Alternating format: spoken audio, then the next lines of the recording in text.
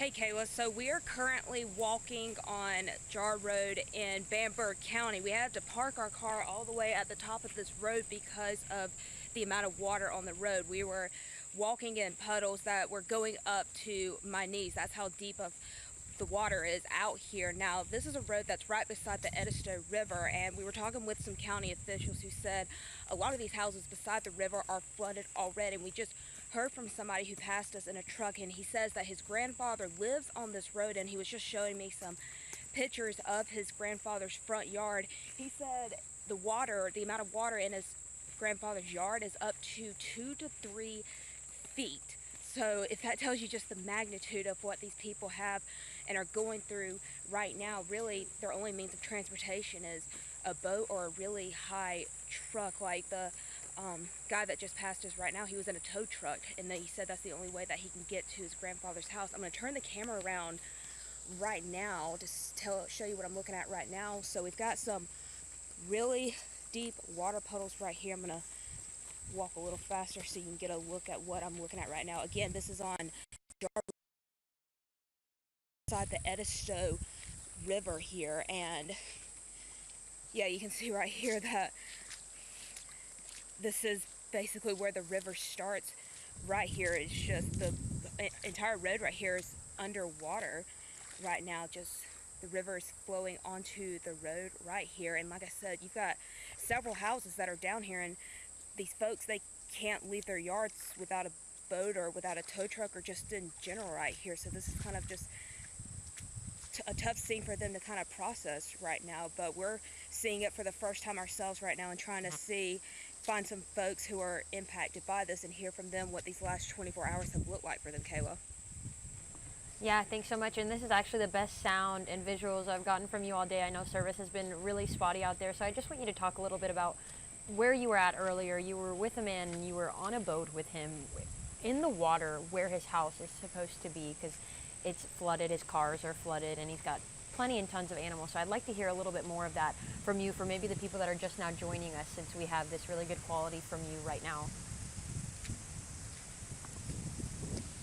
Absolutely. Earlier I was in Bamberg County. We were just right off of SC 39 in between Barnwell and Willingston, and I was talking with Daniel Still, he and his wife and 2 kids. They live right off of the highway, but their entire yard is basically a lake right now. Like, he was telling me the amount of water that they've had to walk through is up to 3 feet. So it's just massive amounts of water. And an interesting thing that he told me was there aren't any creeks or lakes near his house.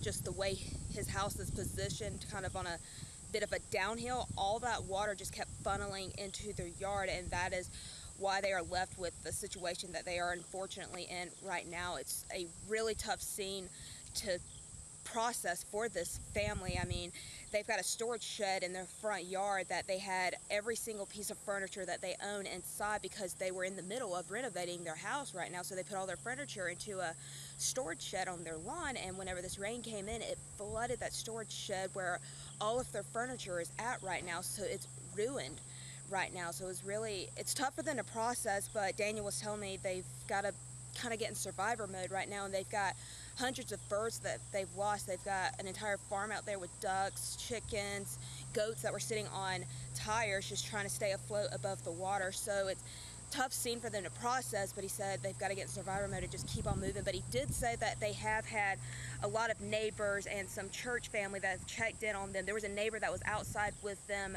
whenever we were out there with them earlier, and this neighbor lives next door to them. His yard, it's flooded, but nothing like the Steele family's yard. But this neighbor told me that he's lived in his house since 1963. So we're talking about more than 60 years. He says he has never seen it flood that bad before. So this shocked everyone, the neighbors, and especially Daniel and his family. But they said they're going to get through it one way or the other, but they could really use a lot of support right now, Kayla.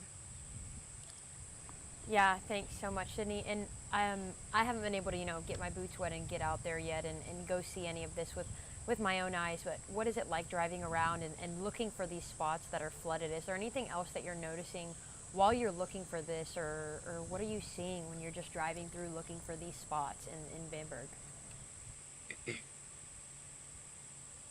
Well, one thing I can say, and Nick kind of touched on this earlier, is it's been a dry day so far out here, which is exactly what people in both Bamberg and Barnwell County need. They so desperately need this dry, hot day right now, because you can see, I mean, what you're looking at in front of me right now. This is supposed to be a road right here, but it's unfortunately turned into part of the Edisto River. We're right beside the Edisto River here in Bamberg County, where several houses live down this road. This is Jar Road in Bamberg County, and they are unable to get out of their houses right now because of this rain. So it's really just, I mean, there's really no words to describe it, Kayla. I actually asked Daniel, how he would describe his situation, and he told me straight up there are no words to describe it, and that's really been the feel that I've gotten from folks. I think they're just kind of shocked. I don't know if it's the best term to use for these folks. I think they're just still trying to process it right now, but I mean, like Daniel told me, they'll get through it and they'll eventually be able to move past from this, hopefully. But I mean, it is a tough scene for folks to have to see, and they're just right now hoping that it stays dry and hot like it is right now out here, because they really cannot afford to get any more rain out here, Kayla. Again.